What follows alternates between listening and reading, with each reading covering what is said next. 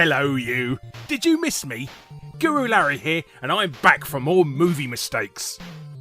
This episode, we'll be looking at the Jim Henson classic, Labyrinth. The epic story of a young girl who lets Iggy Stardust adopt her baby stepbrother, but tries to rescue him when she realises he may not be the best guardian for the child after all, as he's so stupid he doesn't even know the difference between a labyrinth and a maze. The difference between a maze and a labyrinth is a maze consists of multiple branching paths and dead ends, while a labyrinth, while still consisting of twisting paths, is one long line. As long as you keep heading in the same direction in a labyrinth, you cannot get lost and you'll always reach your goal. Phenomenal photosynthesis! The weather might be pretty miserable for poor old Sarah in generic nondescript town USA, but it does absolute wonders for the local flora and fauna. Just like in this scene right at the beginning of the movie. Sarah runs across the bridge in behind this totally inconspicuous patch of grass here, but moments later when she returns, bam! Covered in white flowers! They need to patent whatever's in that soil sharpish. They'd make billions! Frilly fear! One thing that's never properly mentioned in the movie is that Jareth has a hatred towards frilly light shades. Absolutely can't stand them. It's like garlic to a vampire. As in this scene, you can see the light shade at the top there, but in the next shot, it's gone, giving the Goblin King the ideal opportunity to make his grand entrance. Actually, do you want to move that cot out of the way in between shots as well, in case Jareth bumps into it? A helping hand! As villainous as the Goblin King makes himself out to be, he's always concerned for Sarah's safety. Not only is he thoughtful enough to immediately turn the snake he threatens her with into a handkerchief, making the threat rather redundant, but for those few seconds that it is still a snake, Jareth has kindly hired a handler to make doubly sure that it doesn't hurt her. Isn't that nice of him? Thieving fairies! Those pesky fairies, eh? If they're not biting your fingers, they're nicking your stuff. For example, when Sarah argues with Hoggle as she first enters a labyrinth, you can see that Hoggle is wearing a utility belt. But in the next shot, it's gone. Luckily, the fairies felt remorse about this, and moments later, they returned the belt to him. Unfortunately, this is only a momentary lapse in guilt, as just seconds later, they untie Sarah's back belt in between shots, only to tie it back up again when she's distracted by the talking worm. Things are not always what they seem in this place. The floor's a bore. Going back to that same segment, it appears that Jareth's Labyrinth isn't as impressive as he makes it out to be, as there's either cutting corners or under budgetary constraint. As when Hoggle here is giving poor Sarah a piece of his mind, check out the floor behind him. Jareth went and forgot to decorate the set there. Silly old Jareth. I can see through your intentions. You know that scene where Sarah is stuck in a song and dance with those frog-eyed bird things that sound like the cats at a Red Dwarf? I think you're fine, Larry. They're both played by Danny John Jules. Oh, do be quiet. Want to know how they can remove their limbs and heads without dying? Well, it's because they're dead. They're actually ghosts. Don't believe me?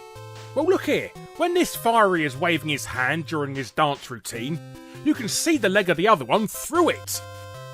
Ooh, spooky! Stink hand! They say that if you fall into the bog of eternal stench, you'll stink forever, no matter how many times you wash. Kinda like getting a job in Burger King in that respect. But in this rather tenseful scene of Sarah perilously edging her way across the ravine, one of the film crew becomes so concerned about Sarah falling in that he kindly stretches his boom mic out for her to grab onto in case she slips. However, this mistake is only in the VHS, Laserdisc and DVD release. If you happen to own the Blu-ray version, he couldn't care less and would rather let the poor girl fall. What a meanie. A friendly reminder. One of the hardest things about being a Muppet in a movie, aside from having someone's hand up your bum, is having to remember all those lines you've got to perform. Luckily, there's always someone out there to help give you a friendly reminder. Just like in this scene, after Sarah's peach-induced coma and she's in her fake bedroom. The old hag here says, "What's the matter, my dear? Don't you like your toys?" What's the matter, my dear? Don't you like your toys?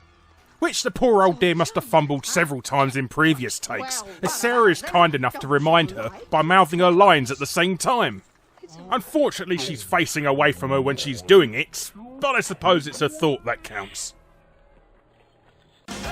Reinforcements!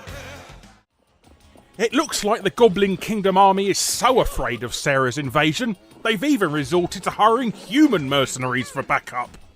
In the scene where Ludo and co approach the fountain in the Goblin Kingdom, the army mount a surprise attack. But look to the far right there. That's definitely not a goblin arm, unless blue t-shirts are now part of the military uniform. And on top of that, he's also brought his bald mate with him, as you can see old Slaphead's noggin peeking over the ramparts there. Oh well, desperate times call for desperate measures, I suppose. Number 10, Jareth sees all. Hey, that's my thing! Get lost! Oh well, it was worth a try. And finally, rather than a mistake this time, some Easter eggs. Yes, I'm jumping on that bandwagon too.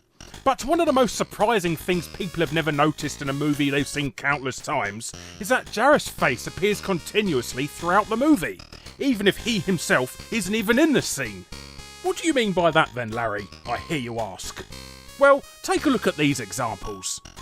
Face number 1 appears when Sarah first enters the actual maze part of the labyrinth. It's hard to spot unless you're actively looking for them. I mean, can you see it? Well, here you go, I'll circle it for you. Face number 2 is extremely well hidden and appears as Sarah and Hoggle are climbing out of the tunnels where the cleaners were. Hoggle breaks one of the rungs and there he is. Face 3 appears after Sarah and Hoggle meet the old man with Eslo from Minish Cap on his head in the hedge maze. It's on the bottom left there. And the 4th also appears in the hedge maze, after Hoggle runs off scared from Ludo's roars. Number 5 is the most obvious one, as it's right in your face, and appears just before Jareth gives Hoggle the sleeping juicing peach. Face 6 is a tricky one to spot, but it appears in the scene where Sarah and Hoggle are about to slip into the pit of eternal stench. Hello again, Mr. Boom Mike. But if you look to the far right of this shot, you can see Jareth's mug.